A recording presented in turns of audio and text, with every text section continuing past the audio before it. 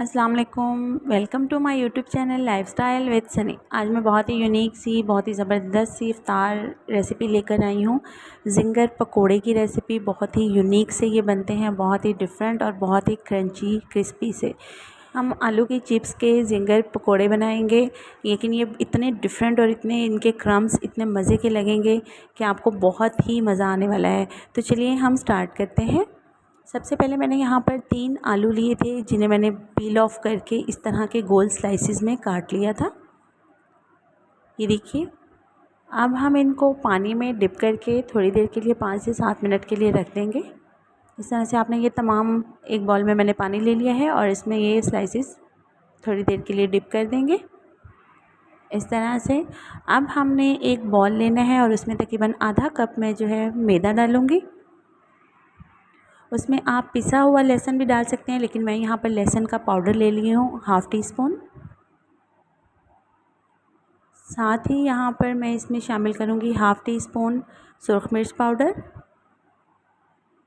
Half tea spoon ही मैं इसमें हल्दी पाउडर शामिल करूँगी। और यहाँ पर यह है हमारे पास chaat masala half tea spoon, नमक हाफ़ टी स्पून। और अब इसे अच्छे तरीके से हम मिक्स कर लेंगे। आप अपने टेस्ट के मुताबिक मसाले जो हैं वो कम या ज़्यादा भी कर सकते हैं। अगर आपको थोड़ा स्पाइसी पसंद है तो आप इसमें थोड़ी सी चिली जो है वो ज़्यादा शामिल कर सकते हैं। अब हम बिल्कुल थोड़ा थोड़ा सा पानी इसमें डालकर इसका एक पेस्ट सा तैयार कर लेंगे। और पेस्ट जो है वो आपने बहुत ज़्यादा पतला नहीं रखना। मैं आपको आगे चल के बताती हूँ कि पेस्ट को कितना थिक होना चाहिए। इसे हम अच्छे से मिक्स कर लेंगे। बहुत अच्छे से आपने इसकी मिक्सिंग करनी है ताकि कोई भी चंक जो है वो कोई भी चीज़ इस तरह गुठली सी ना बन जाए। ये देखिए, हमने कुछ इस तरह का बनाया है, ये इस तरह का होना चाहिए। अब हम इसको चेक करने का एक और तरीका है, आपने एक आलू का स्लाइस लेना है और इसमें डिप करना है। अगर तो ये देखें इसके ऊपर अच्छे से चिपक जाए, ये अच्छे तरीके से चिपकना चाहिए, लेकिन ये देखें बहुत अच्छे से नहीं चिपक रहा, इसका मतलब है हमारा ये मिक्सचर जो है वो थोड़ा सा पतला है। अब हम इसमें थोड़ा सा मैदा मज़ीद शामिल कर लेंगे और अब हम इसे मिक्स कर लेंगे। मैंने तकरीबन 2 चम्मच के करीब जो है वो मैदा इसमें डाला है। इसे अच्छे से मिक्स करके देखते हैं और अब चेक कर लेंगे दोबारा कि आलू के स्लाइस पर किस तरह से चिपकता है। तो ये देखिए, ये स्लाइस पर कितने अच्छे तरीके से चिपक गया है, ये कुछ इस तरह से होना चाहिए। तो चलिए, अब हम इसके क्रम्स बनाने के लिए भी एक बॉल में सेपरेट मैदा लेंगे। यहाँ पर मैंने हाफ़ कप ही मैदा ले लिया है और इसमें हम नमक डालेंगे हस्बे ज़रूरत, हाफ़ टी स्पून डाला है।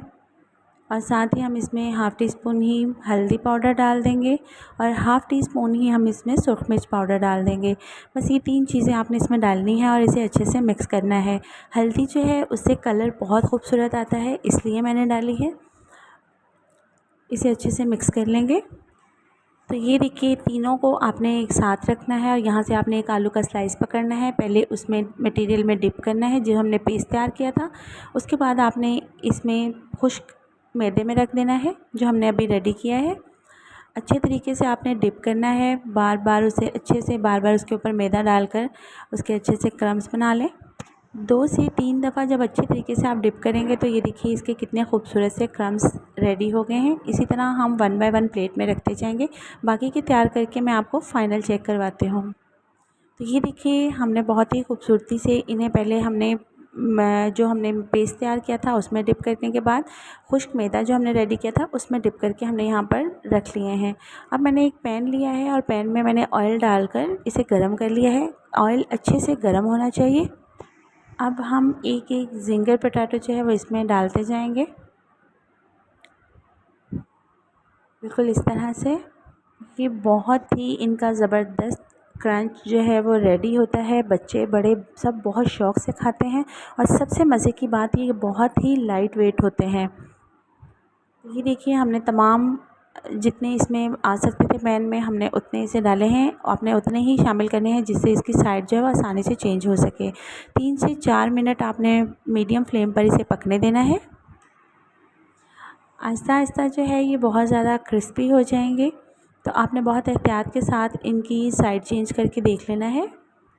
इसी तरह तमाम स्लाइसेस के हम साइड चेंज कर देंगे। ये देखिए यहाँ पर मैंने साइड चेंज कर दी है और तकरीबन दूसरी साइड से भी 3 से 4 मिनट मीडियम फ्लेम पर हमने पकने देना है।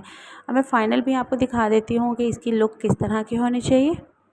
तो ये देखिए फ़ाइनल हमारा पोटैटो ज़िंगर पकोड़ा रेडी हो चुका है। अब हम इसे डिश आउट कर लेते हैं। तो ये देखिए यहाँ पर जो है वो मैंने डिश आउट कर लिया है। बहुत ही क्रिस्पी, बहुत ही क्रंची हमारे ज़िंगर पकोड़े जो हैं वो रेडी हो गए हैं।